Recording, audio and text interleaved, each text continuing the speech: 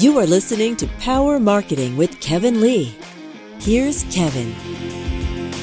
I haven't run any big sweepstakes in probably about 6 years, but I remember about 6 years ago, I did some research into elasticity of response. And basically what that is sort of how big does the prize need to be for different segments and different audiences to get off their butt and be willing to trade their contact information for access to the sweepstakes.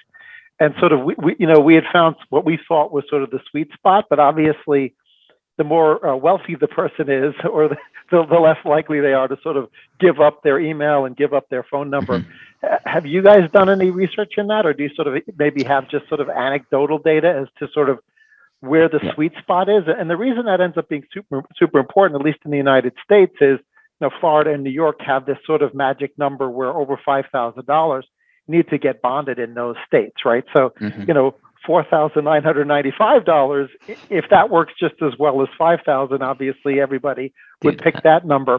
But then, maybe there's a big response at 10,000, right? And a big jump in response. Any hard data or anecdotal data to sort of support where that sweet spot is? Yeah, so as you mentioned, this is definitely dependent on the recipient. So usually the more luxury the brand is or the product is, the higher that value or perceived value is going to have to be to get the potential customer to take action. If you have a low price product, you have way more customers. So if you're an apparel store and you are selling, let's say female clothing, you have, 50% of the population. And then of that, almost all of them, like maybe all of your potential people are shopping multiple times a week for new clothes or something. Whereas if you're on the accounting software side, you've got a very small percentage of the country that's going to actually be an accountant and then want to opt in. So the lower the average order value that you have of your store, the lower the prize value can be. And also another factor that came into this was actually the frequency.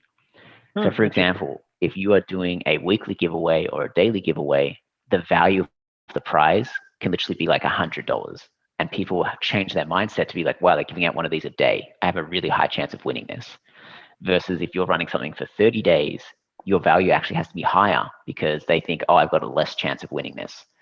So you've got two things to think about. You've got one is, who am I trying to attract? What's their household income? The higher the household income, the higher your prize value is going to have to be for your target market. Two, how frequently am I going to run this giveaway? If I'm doing daily, weekly, monthly, quarterly, yearly, whatever it may be, the longer the period of time that you run your giveaway, the higher that value of the prize is going to have to be. So I don't necessarily just give an exact amount to brands. I usually give them this thought process of like, okay, what's the household income of your potential customer? And then how frequently do you want to run this? And then from that, you can kind of figure out, what would get them motivated. So let's say the household income is 50,000, or let's say 100,000, and you're going to run something, let's say weekly. So how much do you think 100,000 household spends a week on your types of products? So if it's clothing, maybe they spend $100, $200 a week. Okay, so if you just make your price $500, that would be compelling to them.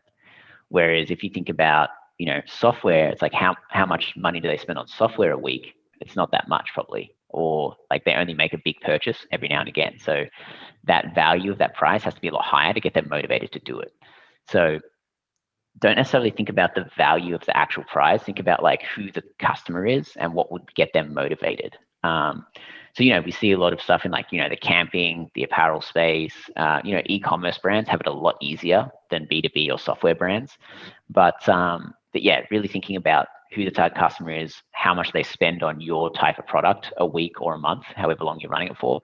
And then how can you kind of like increase that amount by, let's say 20, 30 or 50%. So that they would be like, okay, I usually spend this amount of money on this a month. All right, they're giving me all of this for free. And that's enough for me to be like, okay, yeah, I'll just give them my email. Kevin Lee's Power Marketing is available on all your favorite podcast networks. Kevin loves helping businesses excel at marketing. Having marketing challenges? Just like Santa in the Miracle on 34th Street, if Kevin can't help you, he'll know someone who can. Find him on LinkedIn, subscribe, or follow.